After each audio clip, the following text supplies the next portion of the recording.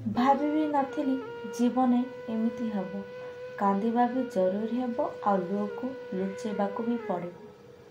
କେତେ ବି ମଜବୁତରେ ଧର ତଥାପି ଖସିଯାଏ। କାରଣ ଏହା ସମୟ ବଦଳିବ ନିଶ୍ଚୟ। ହୃଦୟରେ ସେଇମାନେ ରୁହନ୍ତି ଯାହାର ମନ ସଫା ଥାଏ। କାରଣ ସୂଚୀରେ ସେଇ ସୂତା ପଶିଥାଏ ଯେଉଁ ସୂତାରେ କୌଣସି ଗଣ୍ଠି ନଥାଏ। ଜୀବନ ମିଳିବା ଭାଗ୍ୟ ଉପରେ ନିର୍ଭର କରେ। ମୃତ୍ୟୁ ଆସିବା ସମୟ ଉପରେ ନିର୍ଭର କରେ।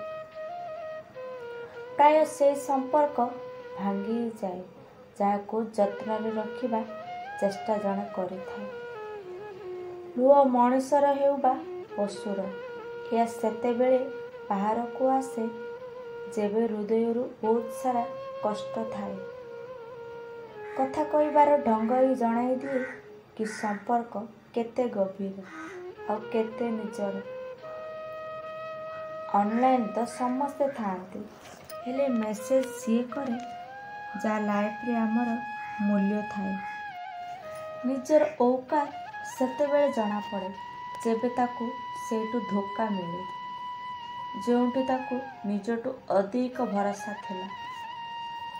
ଜୀବନରେ ସେହି ମଣିଷକୁ କେବେ ଦୂରେଇ ଦିଅନି ଯିଏ ନିଜେ ରାଗ ଆଉ ତୁମ ପାଖକୁ ଆସି ସରି କୁହେ। ଯେଉଁ ମଣିଷ ଆପଣଙ୍କ ଦୁଃଖ ଦେଖି ନିଜେ କାନ୍ଦି ପକାଏ, ସେହି ମଣିଷ ଜୀବନରେ କେବେ ଦୁଃଖ ଦେଇନଥାଏ।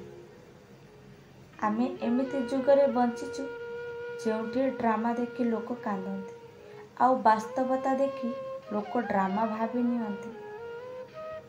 କ୍ଷମା କେବଳ ସିଏ କରିପାରିବ ଯିଏ ଭିତରୁ ମଜବୁତ ହୋଇଥାଏ।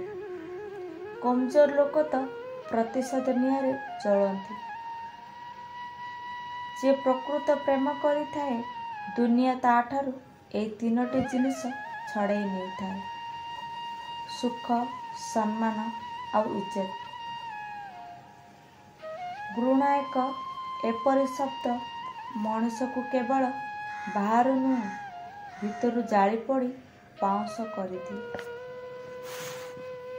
ଘୃଣା କରିବା ଲୋକ ତ ଖସିଯାଏ, କିନ୍ତୁ ଘୃଣା ପାଇବା ଲୋକ ବିନା ଦୋଷରେ ଦଣ୍ଡ ପାଏ। ଖରାପ ସମୟ ତ ଇଏ ଗୋଟିଏ ଭଲ କଥା। ଇଏ ଯେତେବେଳେ ବି ଆସେ ନା, ମଣିଷକୁ ପ୍ରଥମେ ଚିହ୍ନାଇ ଦିଏ। ଇଜ୍ଜତ କେବେ କୌଣସି ମଣିଷର ହୋଇନଥାଏ। ପ୍ରକୃତରେ ଇଜ୍ଜତ କେବଳ ଆବଶ୍ୟକତାର ହୋଇଥାଏ। ଆବଶ୍ୟକତା ଶେଷ, ତେବେ ଇଜ୍ଜତ ବି ଶେଷ। ଯାହା ହୋଇଛି ତାକୁ ଭୁଲିଯାଅ, ନୂଆ ଆରମ୍ଭ କର। ମନେ ରଖ, ଯାହାର କେହି ନାହିଁ ତା ପାଇଁ ଭଗବାନ ଅଛନ୍ତି। ଭଗବାନ ଗୋଟେ ରାସ୍ତା ବନ୍ଦ କରିବା ପୂର୍ବରୁ ଅନେକ ରାସ୍ତା ଖୋଲି ଦିଅନ୍ତି।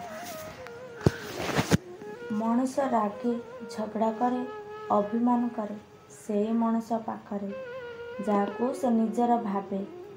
ନହେଲେ ଏହି ସ୍ୱାର୍ଥପର ଦୁନିଆରେ କାହାକୁ କ'ଣ ଫରକ ପଡ଼ିପାରେ? ତୁମେ ଠିକ୍ କରିଲେ ବି କି ଭୁଲ କରିଲେ, ସେହି ବ୍ୟକ୍ତିଙ୍କୁ ପ୍ରେମ କରିବା ମରିବା ସହ ସମାନ ହୋଇଥାଏ। ଯାହାକୁ ତୁମେ ଥିବା ନଥିବାର କିଛି ଫରକ ପଡ଼େନି। ବହୁତ ଭୋକ ପକାଉଥିବା ମଣିଷ ଯଦି ଚୁପ୍ ହୋଇଯାଏ, ବୁଝିଯାଅ ଆଘାତ ବହୁତ ଗଭୀର ଲାଗିଛି।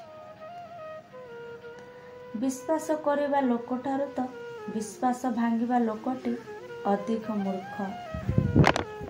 ଗୋଟେ ଛୋଟ ସ୍ୱାର୍ଥପର ଆଶାରେ ଗୋଟିଏ ଭଲ ମଣିଷକୁ ନିଜ ଜୀବନଠୁ ଦୂରେଇ ଦେଇଥାଏ।